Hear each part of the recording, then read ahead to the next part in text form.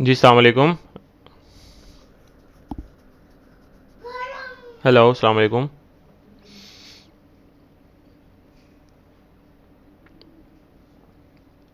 मोहम्मद शाहमीर, आपको आवाज़ आ रही है?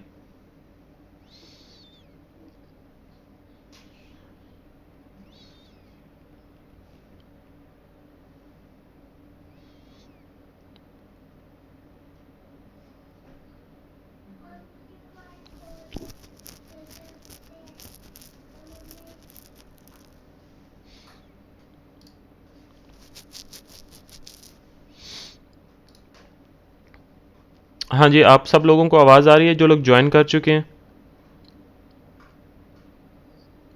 ओके, 5 मिनट तक वेट कर लेते हैं ताकि जिन स्टूडेंट्स ने जॉइन करना है वो जॉइन कर लें, उसके बाद स्टार्ट करेंगे। ओके।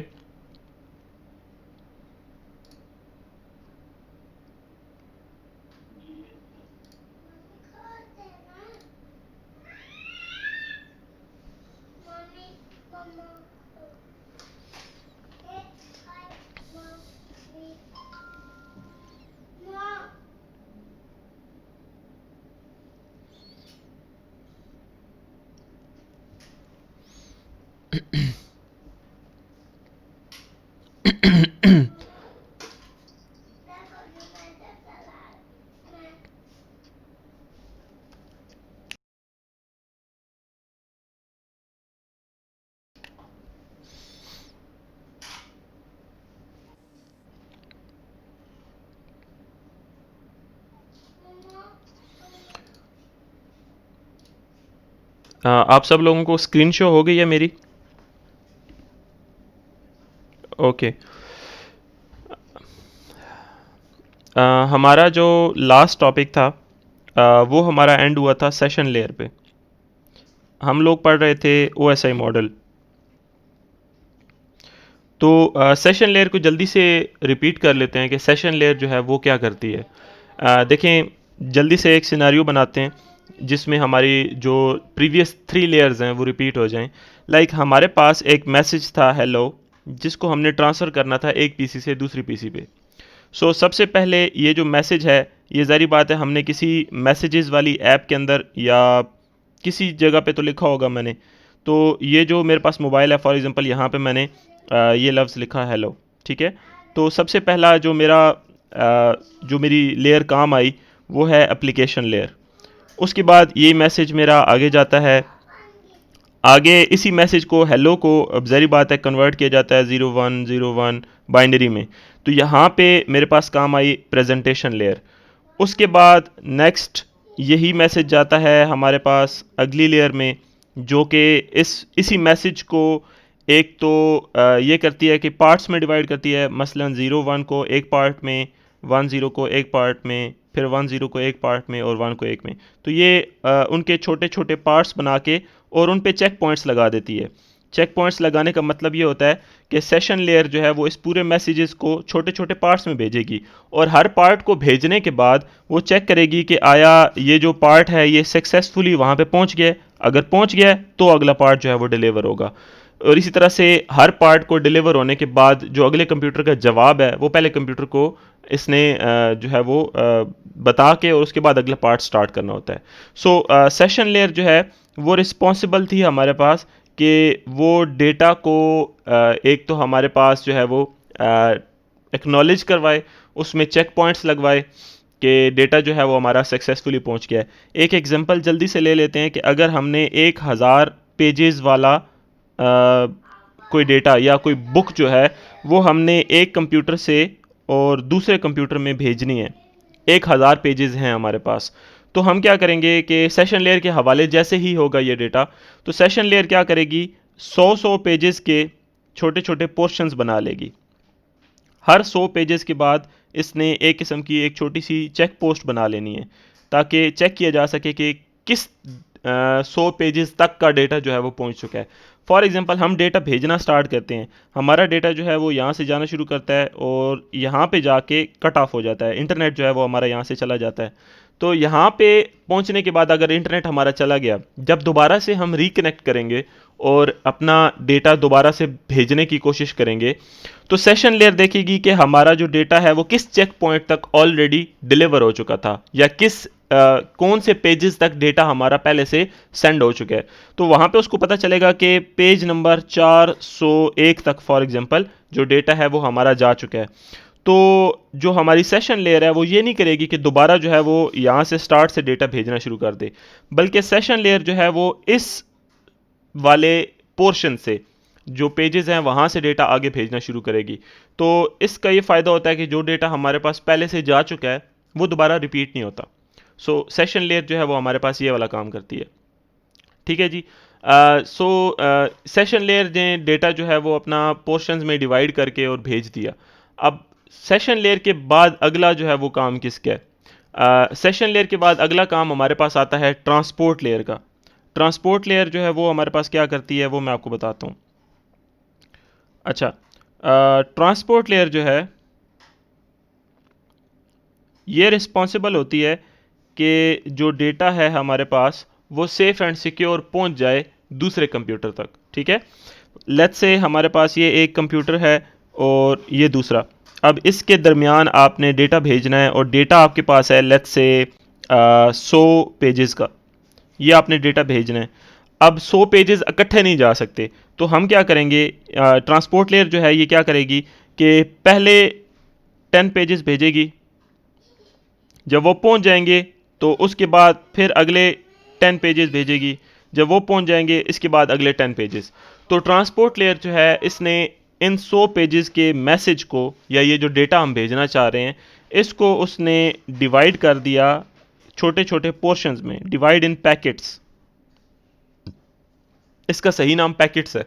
तो जो ट्रांसपोर्ट लेयर है वो बड़े डेटा को छोटे पैकेट्स में डिवाइड करती है ताकि जो डेटा है उसकी फराहमी, उसकी रसाई, उसको भेजना ज़्यादा आसान हो जाए और इफ़ेक्टिव हो जाए।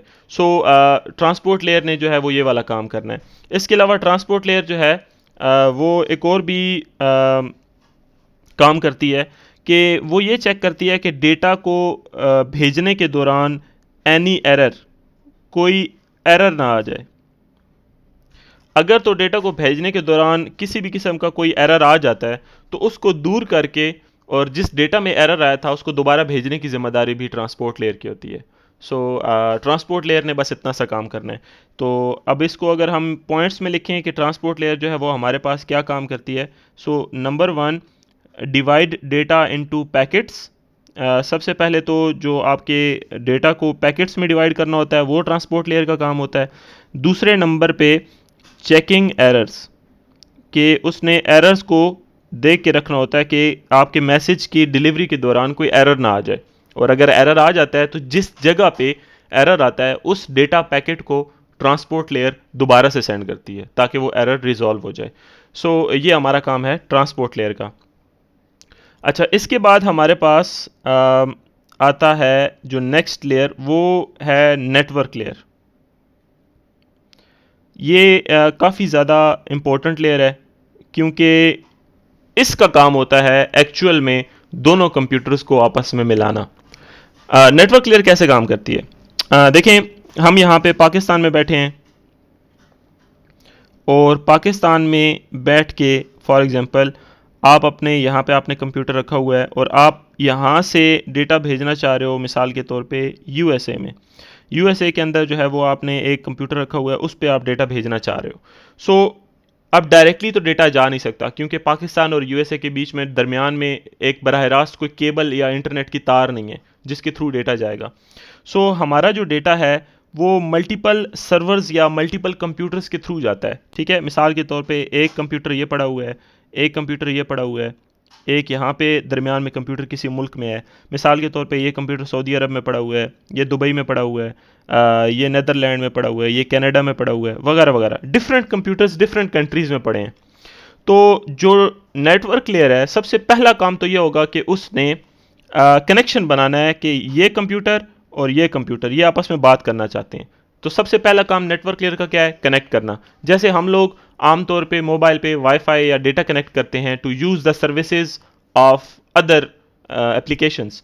जैसे हमें पता है कि हमारा जो फेसबुक वाला डेटा है वो फेसबुक के कंप्यूटर पे पड़ा होगा, यानी जो फेसबुक का सर्वर है उस पे पड़ा होगा। तो अगर हमने अपना डेटा जो फेसबुक के सर्वर्स पे पड़ा है उसको देखना है या उसको चेंज करना है, तो सबसे पहले तो हमें कनेक्ट करना पड़ता है। और कनेक्ट करने के लिए हम क्या करते हैं, वाईफाई यूज़ करते हैं या मोबाइल डेटा यूज़ करते हैं। सो पहला काम नेटवर्क लेयर भी यही करती है, दो कंप्यूटर्स को सबसे पहले तो कनेक्ट करवाएगी। ठीक है, कनेक्ट करवाने के बाद अगला काम क्या है, नेटवर्क लेयर ने यह देखना है कि अब इन दो कंप्यूटर्स को कनेक्ट तो करवा लिया है, अब एक कंप्यूटर से दूसरे कंप्यूटर तक डेटा डायरेक्ट तो भेजा नहीं जा सकता। तो जब डायरेक्ट नहीं भेजा जा सकता तो भेजने के लिए सबसे अच्छा रास्ता कौन सा है, यानी इस तरह से डेटा भेजूं कि पहले इस कंप्यूटर पे जाए, फिर इस पे जाए और फिर यूएसए वाले कंप्यूटर को मिले, या फिर मैं डेटा इस तरह से भेजूं कि पहले इस कंप्यूटर पे जाए, फिर इस पे जाए और फिर इस पे जाके और नेक्स्ट पे जाए, या फिर डेटा को इस तरह से भेजूं कि डायरेक्ट पहले इधर जाए और उसके बाद इधर चला जाए। तो सबसे जो इजी और सबसे शॉर्टेस्ट रूट होगा वो हमारे पास नेटवर्क लेयर ने सिलेक्ट कर लेना है, जिसको हम मोस्ट रीजनेबल लॉजिकल पाथ कहते हैं, या सबसे ज़्यादा आसान रास्ता। सादे लफ्ज़ों में सबसे ज़्यादा आसान रास्ता जो होगा उसको यूज़ करेगी नेटवर्क लेयर, और उसके थ्रू जो हमारा डेटा है वो एक कंप्यूटर से दूसरे कंप्यूटर तक पहुंचाएगी। तो ये काम हमारा होता है नेटवर्क लेयर का। दो काम होते हैं, दोबारा रिपीट कर रहा हूँ। पहला काम कनेक्शन बनाना, दूसरा काम लॉजिकल पाथ चूज़ करना कि जिसके ज़रिए डेटा आपका एफिशिएंटली और ज़्यादा तेज़ी से दूसरे कंप्यूटर तक पहुंच सकता है। सो ये दो काम है जो नेटवर्क लेयर हमारे पास करती है। इसके बाद हमारे पास जो नेक्स्ट लेयर है वो है data link layer. Data link layer क्या करेगी? डेटा लिंक लेयर हमारे पास एक थोड़ी सी टेक्निकल सी लेयर है। मैं उसको कोशिश करता हूँ कि आप लोगों को आसान लफ्ज़ों में बता सकूँ। डेटा लिंक लेयर हमारे पास किस काम आती है? तरतीब कुछ इस तरह से है कि अभी हमारे पास एप्लीकेशन लेयर से हमने एक मैसेज लिखा, उसके बाद वो प्रेजेंटेशन लेयर में गया, वहाँ पे उस डेटा को फॉर्मेट किया गया, इनक्रिप्ट किया गया, कंप्रेस किया गया, फिर वो सेशन लेयर को मिला। सेशन लेयर ने जो है वो उसके जो है वो सारे चेक पॉइंट्स बनाए, उसको डिवाइड किया छोटे छोटे पैकेट्स के अंदर, ताकि चेक किया जा सके कि कितना डेटा पहुंच गया है, कितना रहता है। उसके बाद वो नेटवर्क लेयर को मिला, नेटवर्क लेयर ने कनेक्शन बनाया, कनेक्शन बनाने के बाद उसने उसको लॉजिकल पाथ ढूंढा कि कौन सा रास्ता आसान है, किस रास्ते से वो जल्दी पहुंच जाएगा। ये बिल्कुल वैसे ही है जैसे अगर आप एक शहर से दूसरे शहर जाना चाह रहे होते हैं लेकिन आपके पास रास्ते बहुत सारे होते हैं। फॉर एग्जांपल अगर आप चकवाल से इस्लामाबाद जाना चाह रहे हैं, you have the option of motorway, आप मोटरवे से जा सकते हैं, या आप बरास्ता ढुडियाल भी जा सकते हैं। तो अब आपने चूज़ करना है ना कि आपको कौन सा रास्ता ऑप्टिमल लगता है, कौन सा रास्ता आपको बेहतर लगता है, जिस पे सफ़र करना आपके लिए आसान भी है और टाइम की बचत हो रही है आपके पास। तो उसी तरह से नेटवर्क लेयर भी लॉजिकल पाथ ढूंढती है कि डेटा एक कंप्यूटर से दूसरे कंप्यूटर भेजना है तो कौन सा रास्ता आसान है। अब उसके बाद जब नेटवर्क लेयर आगे डेटा भेजती है तो उसके बाद वो हवाले हो जाता है डेटा लिंक लेयर के। अब डेटा लिंक लेयर क्या करती है? बहुत सारे काम करती है, लेकिन चार जो काम है वो हमने देखने हैं। सबसे पहला काम जो डेटा लिंक लेयर करती है वो है फ्रेमिंग, कि जो भी डेटा हम भेज रहे हैं उसके फ्रेम्स बनाती है। कैसे फ्रेम्स बनाती है? मैं आपको एक एग्जांपल देता हूँ। मिसाल के तौर पे मैंने हेलो लिख के एक कंप्यूटर से दूसरे कंप्यूटर में भेजना था, तो जो डेटा लिंक लेयर है वो क्या करेगी, एच को एक अलग पैकेट में पैक कर देगी, इसी तरह से ई को एक अलग पैकेट में पैक कर देगी, लफ्ज़ एल को अलग पैकेट में, नेक्स्ट लेटर को अलग पैकेट में, नेक्स्ट आखिरी लेटर को अलग पैकेट में। तो उसने इसके पैकेट्स बना दिए, छोटे छोटे बॉक्सेस बना दिए, इसको हम फ्रेम्स कहते हैं। अब फ्रेम्स बनाने से क्या होगा कि हमारा एक एक फ्रेम करके जाएगा। तो डेटा लिंक लेयर क्या करेगी, सबसे पहले फॉर एग्जांपल वो जो डेटा लिंक लेयर है जब वो डेटा अगले लेयर को भेज रही होगी, सबसे पहले एच वाला ये वाला फ्रेम जाएगा, उसके बाद ये वाला फ्रेम जाएगा, फिर ये और आखिर में ये। उसका फ़ायदा क्या है कि हम चेक कर सकते हैं कि आया हमारा फ्रेम सही तरीके से पहुंच गया है या नहीं पहुंचा, या उसके अंदर कोई गड़बड़ तो नहीं हुई। ऐसे तो नहीं हुआ कि लफ्ज़ एच जो है वो पहुंचा तो है लेकिन वो एच की जगह मिसाल के तौर पे सिर्फ ये पहुंचा है, दरमियान वाली वो जो लाइन है वो मिस हो गई है, ऐसे तो नहीं हो गया कहीं। सो ये चीज़ भी हम चेक कर सकते हैं उसमें, लेकिन वो अगला स्टेप है, वो मैं आपको बताता हूँ। सो पहला जो स्टेप है वो है फ्रेमिंग, कि जो भी मैसेज आप एक कंप्यूटर से दूसरे कंप्यूटर को भेजना चाह रहे होते हो उसको डेटा लिंक लेयर छोटे छोटे फ्रेम्स में डिवाइड कर देती है और फ्रेम्स को फिर उसके बाद वो आगे भेजती है। सो डेटा को उसने फ्रेम्स में डिवाइड कर दिया। जो नेक्स्ट स्टेप हमारे पास है वो है फ्लो कंट्रोल। अब जो हमारे पास डेटा लिंक लेयर है वो फ्लो को भी कंट्रोल करती है। अच्छा, फ्लो कंट्रोल क्या है जी, वो मैं आपको बताता हूँ। फ्लो कंट्रोल कहते हैं स्पीड को कंट्रोल करना। कैसे? देखें, ये तो आपको पता है कि जो कंप्यूटर है वो डायरेक्ट ABC नहीं समझता। कंप्यूटर को ज़बान समझ आती है बाइनरी 0 1 की, क्योंकि ये मशीन लैंग्वेज है। कंप्यूटर को इंग्लिश या और कोई ज़बान इस तरह की चीज़ें नहीं समझ आती। ठीक है, तो उसके लिए अब हमारे पास ये होता है कि जब हम बाइनरी में उसको भेज रहे होते हैं, सो जो भी डेटा हमारे पास जा रहा है उसका हमने फ़्लो कंट्रोल करना है, यानी किस स्पीड से वो डेटा जा रहा है। तो जो डेटा भेजने की स्पीड है वो हमारे पास तय करती है डेटा लिंक लेयर। सिंपल लफ्ज़ों में इसको आप ये कह सकते हैं कि डेटा को भेजने का जो रेट होता है उसको आपने कंट्रोल करना होता है नेटवर्क लेयर के अंदर। ठीक है, जैसे कि मैं एग्जांपल दे रहा हूँ। आपको पता है कि ये जो आपकी तार है, इस तार के अंदर से फॉर एग्जांपल 1 सेकंड के अंदर 8 बिट्स जो है वो ट्रांसफ़र हो सकते हैं। तो हम इससे ज़्यादा स्पीड नहीं रखेंगे ताकि हमारा कोई मसला ना बने। तो ये जो स्पीड तय करनी होती है ये भी डाटा लिंक लेयर का काम होता है। पहला काम फ्रेमिंग, कि उसको छोटे छोटे फ्रेम्स में डिवाइड करना जो भी मैसेज आप भेज रहे हो। दूसरा काम, जो मैसेज आप भेजने लगे हो वो किस स्पीड से भेजना है, जो फ्लो उसका है वो भी कंट्रोल करती है डेटा लिंक लेयर। उसके बाद तीसरा काम जो है वो है एरर कंट्रोल। एरर कंट्रोल करना काम भी डेटा लिंक लेयर का होता है। एरर कैसे कंट्रोल होता है? मिसाल के तौर पे एक आपके पास फ्रेम पहुंचा अगले कंप्यूटर के पास और वो उस तक पहुंचते पहुंचते रास्ते में कहीं पे रुक गया, या उस मिसाल के तौर पे आधा डिलीवर हुआ मैसेज, या वो फ्रेम जो है वो पूरा डिलीवर ना हो सका। तो ये जितने भी किस्म के एरर्स आ जाते हैं वो सारे के सारे जो है वो कवर करने होते हैं डाटा लिंक ने। अब मिसाल के तौर पे हम ये 5 फ्रेम भेज रहे थे, HELLO, ये 5 फ्रेम हमने भेजे। अब ये फ्रेम तो हमारे पास जो है वो पहले वाला H वाला फ्रेम ये चला गया, E भी चला गया, L भी चला गया, लेकिन ये वाला L मिसिंग हो गया और आखिर में O चला गया। अब जब इस तरह से होगा तो ये वाला फ्रेम हमारे पास अब मिसिंग है, ये फ्रेम हमारा गुम गया है। अब इसके नतीजे में ये होगा कि जो डाटा लिंक लेयर है वो ये देखेगी कि कौन सा फ्रेम मिसिंग है, वो उस फ्रेम को फिर दोबारा भेजेगी और उसी जगह पे भेजेगी जहाँ पे जाके उसने लगना है। तो अगर ये फ्रेम मिस हो गया था तो उसको दोबारा भेजना, उसके एरर को कंट्रोल करना, ये भी काम सारा डेटा लिंक लेयर का है। और आखिर में चौथा काम जो डेटा लिंक लेयर करती है वो है एक्सेस कंट्रोल, कि डेटा लिंक लेयर जो है वो एक्सेस कंट्रोल भी करती है। अब एक्सेस कंट्रोल से क्या मुराद है? मिसाल के तौर पे ये कंप्यूटर A है, ये कंप्यूटर B है और ये कंप्यूटर C है। ये 3 कंप्यूटर्स पड़े हुए हैं। मैं जो डेटा भेजना चाह रहा हूँ, मैं चाह रहा हूँ कि A से C को भेजूँ, मैंने B कंप्यूटर को डेटा नहीं भेजना।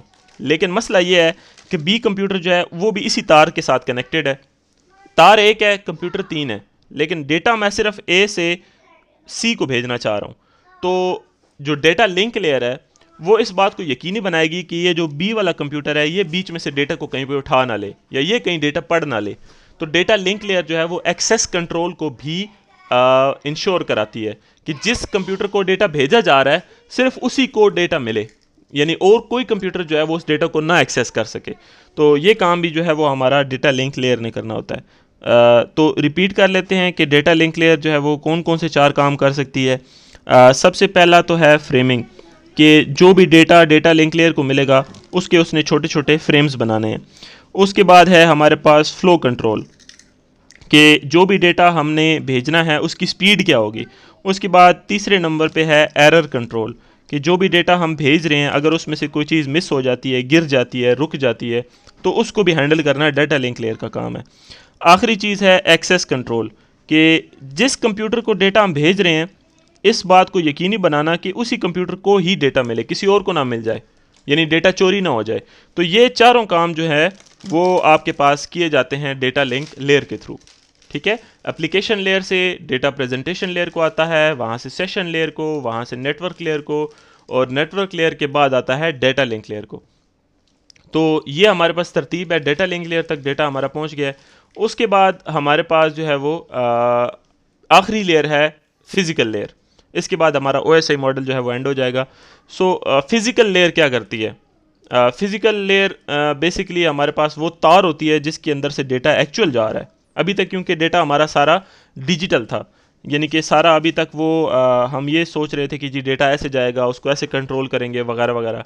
लेकिन अब जो लेयर हमारे पास है वो है फिज़िकल लेयर।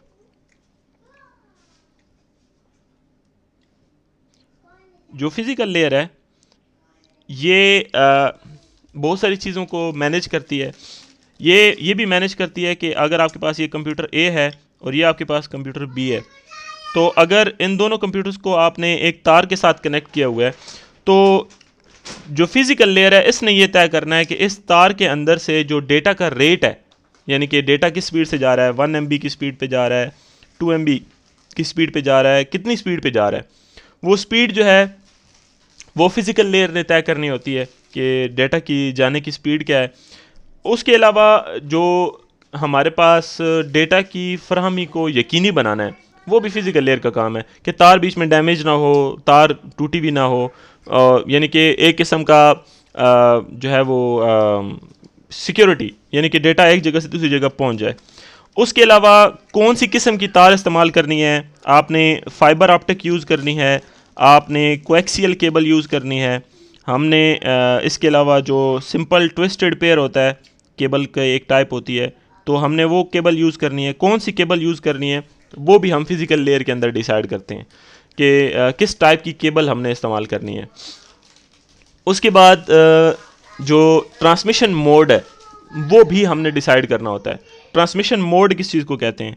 ट्रांसमिशन मोड कहलाता है कि मिसाल दे रहा हूँ आपको कि ये एक कंप्यूटर है A और ये एक कंप्यूटर है B, तो आया जो डेटा है वो सिर्फ इधर से उधर जाएगा या वहाँ से वापस A को भी आ सकता है।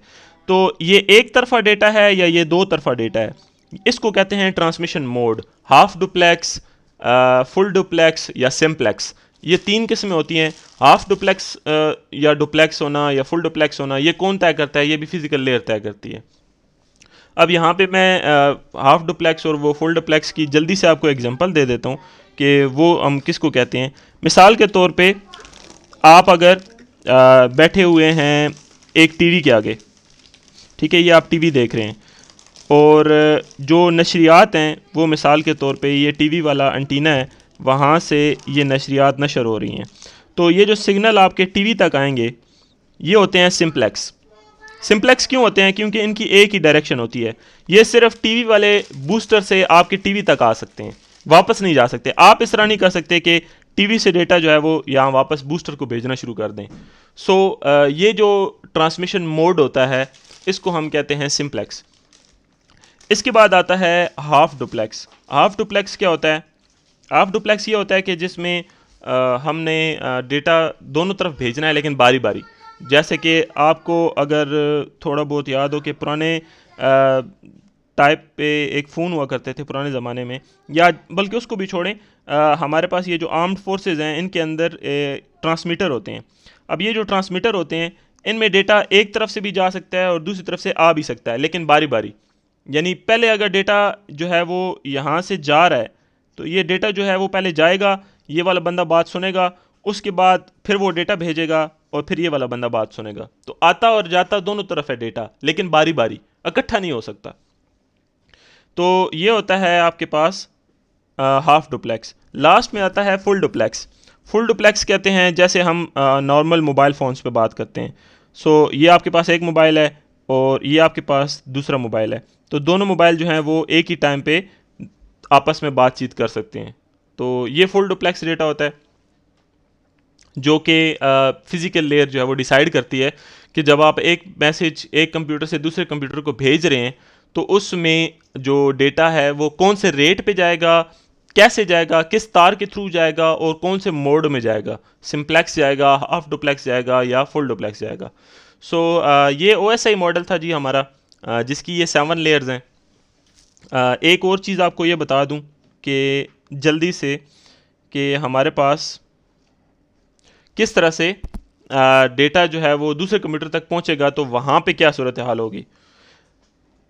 अच्छा, ये देखें एप्लीकेशन लेयर, बल्कि एक सेकंड रुकें, मैं एक और काम करता हूँ।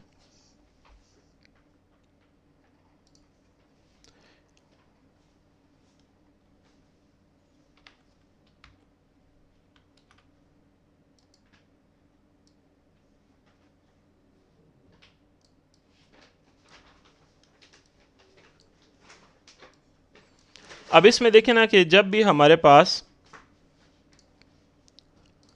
डेटा जो होता है वो, अब ये हमारे पास एक मोबाइल फ़ोन है, ठीक है। अब यहाँ से हमने मैसेज भेजना शुरू किया और उसने इस मोबाइल फ़ोन पे जाना था, ठीक है। सबसे डेटा पहले हमारा एप्लीकेशन लेयर में जाएगा, उसके बाद वो डेटा प्रेजेंटेशन लेयर के हवाले होगा, जहाँ पे उसको फॉर्मेट किया जाएगा, इनक्रिप्ट किया जाएगा, कंप्रेस किया जाएगा। फिर वो डेटा हमारे पास सेशन लेयर की तरफ जाएगा, जहाँ पे इन दोनों मोबाइल्स को कनेक्ट करने के लिए सिस्टम बनाया जाएगा, चेक पॉइंट्स बनाए जाएंगे कि इतना बड़ा मैसेज है तो हर इतने मैसेज, यानी कि अगर आप 10-12 पेजेस वाला मैसेज भेज रहे हो तो हर पेज के बाद ये सेशन लेयर चेक करेगी कि आया वो डेटा पिछला पेज पहुंचा है कि नहीं पहुंचा। फिर ट्रांसपोर्ट लेयर को डेटा पहुंचेगा, ट्रांसपोर्ट लेयर ने ये चेक करना होता है कि आया अब हमारे पास जो डेटा है वो उसमें कोई एरर तो नहीं आ गया, या उसका जो कोई पैकेट उसका लॉस्ट तो नहीं हो गया, क्योंकि जो भी डेटा जा रहा है वो छोटे छोटे पैकेजेस में जा रहा है, छोटे छोटे बॉक्सेस में जा रहा है, तो कोई बॉक्स जो है वो बीच में मिस तो नहीं हो गया।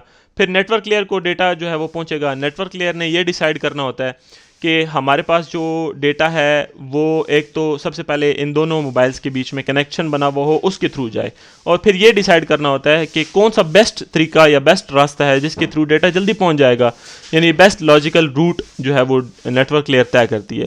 फिर डेटा लिंक लेयर आ जाती है, जिसमें हमने ये तय करना होता है, सॉरी, डेटा लिंक लेयर ये तय करती है कि आपका फ्रेम रेट क्या होगा, या आपका जो फ्रेम है वो किस तरह से जाएंगे, आपका एक्सेस कंट्रोल यानी कौन इस डेटा को देख सकता है, एरर कंट्रोल यानी कि अगर कोई डेटा मिस हो जाता है तो उसको क्या करना है, स्पीड कंट्रोल कि किस स्पीड से डेटा भेजना है, और आखिर में आता है physical layer. Physical layer data को ये तय करती है कि कौन सी तार पे डेटा भेजा जाएगा, और सिंप्लेक्स होगा, डुप्लेक्स होगा, सॉरी हाफ डुप्लेक्स होगा या फुल डुप्लेक्स होगा, और डेटा को भेजने का रेट क्या होगा, 1 MB स्पीड से, 2 MB, 10 MB, 100 MB, किस स्पीड से डेटा भेजा जाना है। अब जब ये डेटा यहाँ से जाना शुरू करेगा तो उसके बाद अगले मोबाइल पे पहुंचेगा तो सबसे पहले उसकी फिजिकल लेयर इसको हैंडल करेगी, और वहाँ से वो इसी तरह से डेटा रिवर्स होकर उसके पास पहुंचेगा। तो पहले फिजिकल लेयर हैंडल करेगी, उसको वो डेटा को देखेगी, वो डेटा ठीक आ रहा है, जब वो डेटा उसको सही मिलेगा फिर वो डेटा लिंक को दे देगी, डेटा लिंक उसको चेक करेगी कि हाँ जी भाई इसी मोबाइल के लिए डेटा था, इसका स्पीड भी ठीक है, फ्रेम भी पूरे हैं। फिर नेटवर्क लेयर को देगी, वो चेक करेगी कि हाँ जी इन दोनों मोबाइल में कोई कनेक्शन भी है जो डेटा हमें मिल रहा है। तो जब कनेक्शन भी ओके हो जाएगा फिर ट्रांसपोर्ट लेयर को मिलेगा, ट्रांसपोर्ट लेयर देखेगी कि अच्छा यार ये तो पैकेजेस में डेटा आ रहा है, तो पैकेजेस को वो ओपन करके सारे डेटा को इकट्ठा करेगी। फिर सेशन लेयर को देगी, सेशन लेयर क्या करेगी, उस मोबाइल को बोलेगी हाँ भाई अब तुम्हें फलाने इतने टाइम के लिए इजाज़त है कि तुम ये डेटा पढ़ सकते हो, और मैंने डेटा चेक कर लिया है, जितना डेटा आना था उतना ही आया है, कोई डेटा मिसिंग नहीं है। फिर प्रेजेंटेशन लेयर क्या करेगी, अब ज़ाहिर बात है जो मैंने डेटा भेजा है वो मिसाल के तौर पे एंड्रॉयड था, और ये जो मोबाइल है मिसाल के तौर पे ये एप्पल वाला है, तो एप्पल वाले मोबाइल को डेटा और तरीके से चाहिए होता है, तो प्रेजेंटेशन लेयर क्या करेगी, वो डेटा हमसे लेके उसको एप्पल के मुताबिक बनाएगी, और आखिर में एप्लीकेशन लेयर के अंदर वो डेटा आपको शो हो जाएगा।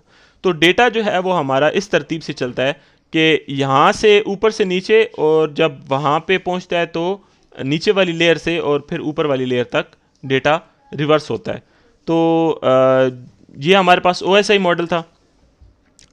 नेक्स्ट इंशाल्लाह ताला जो है वो हमने नेक्स्ट क्लास में हम अगला चैप्टर स्टार्ट करेंगे।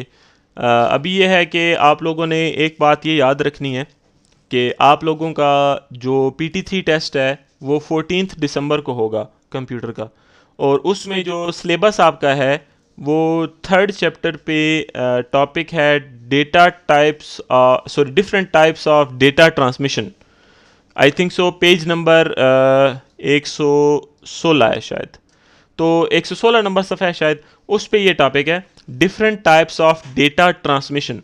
उस टॉपिक तक आपका सिलेबस है।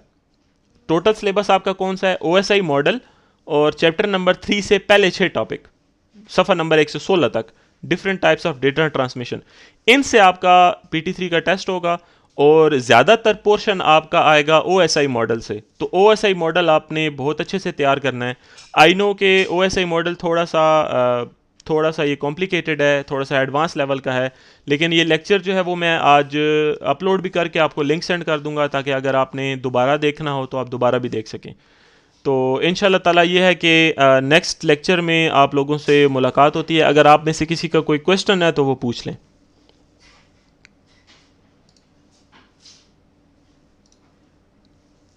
हाँ जी, किसी स्टूडेंट का कोई क्वेश्चन है?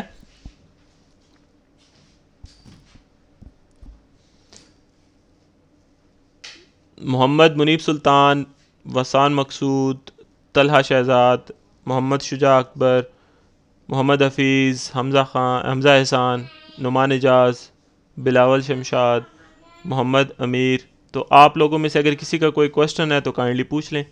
अदरवाइज़ ये है कि आप लोगों ने ये लेक्चर अगर नहीं समझ आया, कोई कन्फ्यूजन थी या आवाज़ कहीं पे कट रही थी, तो दोबारा देख लेना है। और इंशाल्लाह ताला नेक्स्ट क्लास में जो है वो हम नेक्स्ट चैप्टर जो है वो पढ़ेंगे। पेपर आना है PT3 जो आपका आना है वो OSI मॉडल, और चैप्टर नंबर 3 के अंदर पेज नंबर 116 पे टॉपिक है different types of data transmission, वहाँ तक। जी ओके, अल्लाह हाफिज़।